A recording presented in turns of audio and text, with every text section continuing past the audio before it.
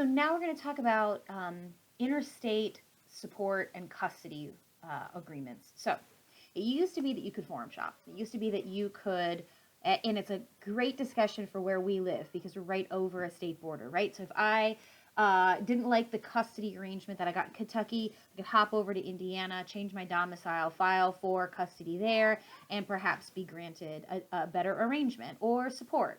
Didn't get enough in Kentucky, I could move over to Indiana and I could get that changed. And that's a problem because the court, acting in the best interests of the child, wants stability for children.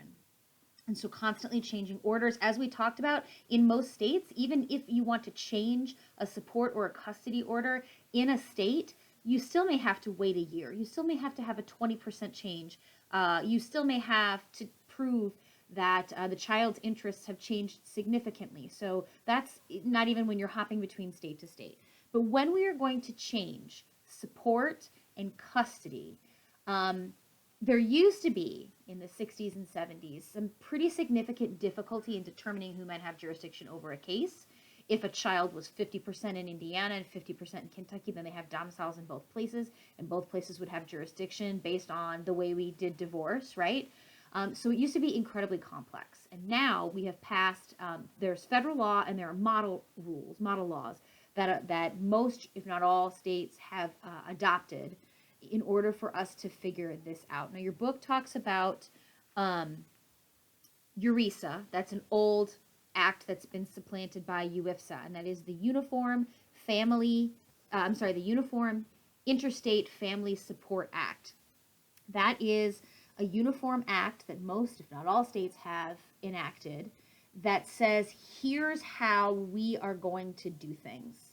And if Kentucky has given an order because the kid lived there at one point, because typically who initially has jurisdiction in a child support case, it may be where the divorce happened. But if not, it's typically where the child lives, and that can change, right? And then with child custody, it's also where the child lives.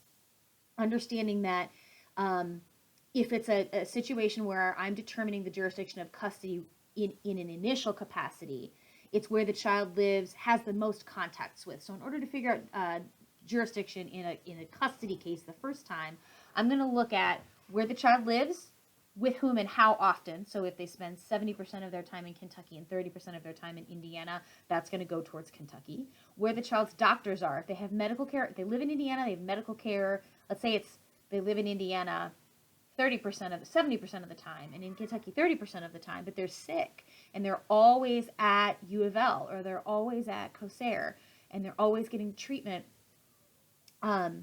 there. That's going to bear on them. If they go to school in Kentucky, if their extended family is in Kentucky, if their church is in Kentucky, there are all of these factors jurisdictionally, state by state, that are going to determine what is the first forum that determines custody, okay? And that's based on how many contacts the child has with that jurisdiction.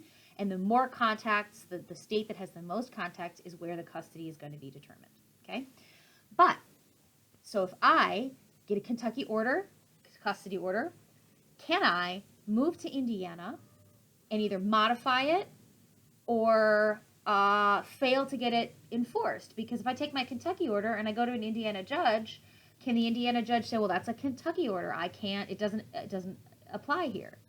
In almost every other capacity, that's the correct answer. But because of these acts, UIFSA for support, and the UCCJEA, the Uniform Child Custody Enforcement Jurisdiction Act, these prevent people from doing that. So in a nutshell, what these two acts do is, if I have a Kentucky order and I run across the border to Indiana to seek enforcement, modification, what have you, without a reason, the Indiana court will enforce and will not modify the Kentucky order, or will modify it sometimes based on the Kentucky terms or the Kentucky statute. So it keeps people from forum shopping.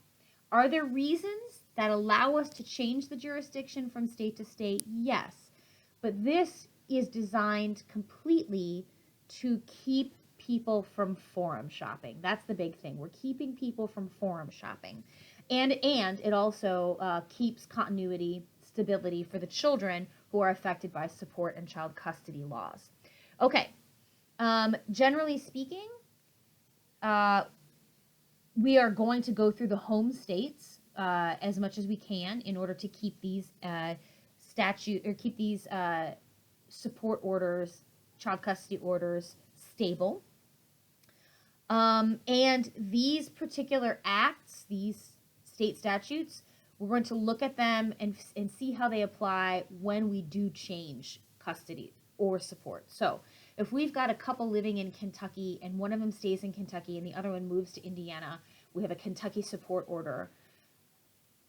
She's not going to get a new support order in Indiana.